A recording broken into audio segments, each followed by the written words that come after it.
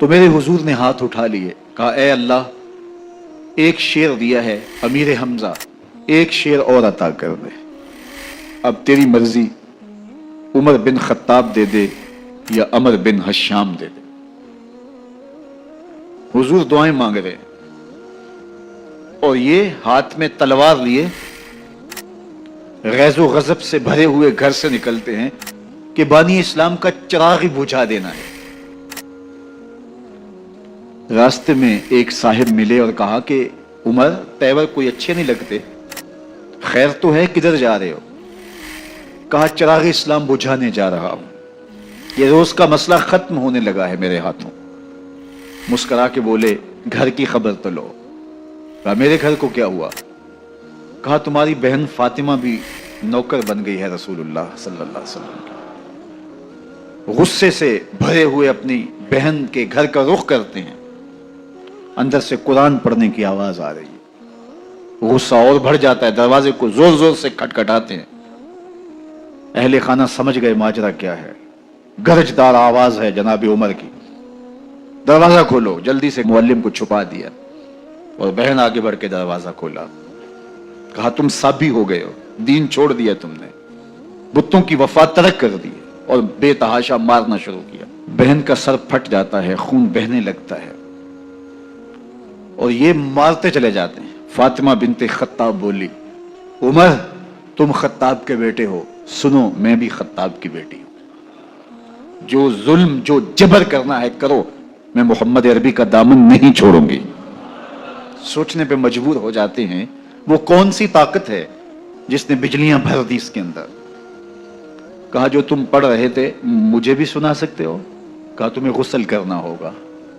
عمر اپنے بدن کو دھو رہے ہیں، میرا رب دل دھو رہا ہے۔ اتنے میں معلم بھی قرآن لے کر آ جاتے ہیں اور قرآن کی تلاوت ہونے لگتی ہے۔ طٰہٰ ما انزلنا علیک القرآن لتشقیٰ، 14ویں رات کے محبوب چاند، ہم نے قرآن اس لیے نازل تو نہیں کیا تھا کہ تم مشقت میں پڑ جاؤ۔ بے تاب ہو گئے، کہا عمر کی عمر برباد ہو گئی، مجھے لے چلو حضور کی چوکھٹ پہ۔ تلوار حمائل کی ہے، بہنوئی ساتھ ہیں، اور حضور کی بارگاہ میں حاضر ہو رہے ہیں۔ دروازے کے سوراخوں سے دیکھا تو صحابہ تشویش کا اظہار کرنے لگے کہ عمر آ رہا ہے، تلوار حمائل کی ہے، ارادے اچھے نہیں لگتے۔ جناب امیر حمزہ نے کہا دروازہ کھول دو، اچھی نیت سے آیا تو استقبال کریں گے، نیت اچھی نہیں ہے تو اس کی تلوار سے اس کی گردن کاٹ دیں گے۔ حضور کے سامنے جا کے بیٹھ گئے، گلے میں کپڑا ڈالا تو حضور نے پکڑ کے کہا عمر ابھی وقت نہیں آیا کہ تم اسلام لے آؤ؟ یہی وقت تھا عمر کے اسلام لانے کا، لبوں پہ کلمہ جاری ہو گیا۔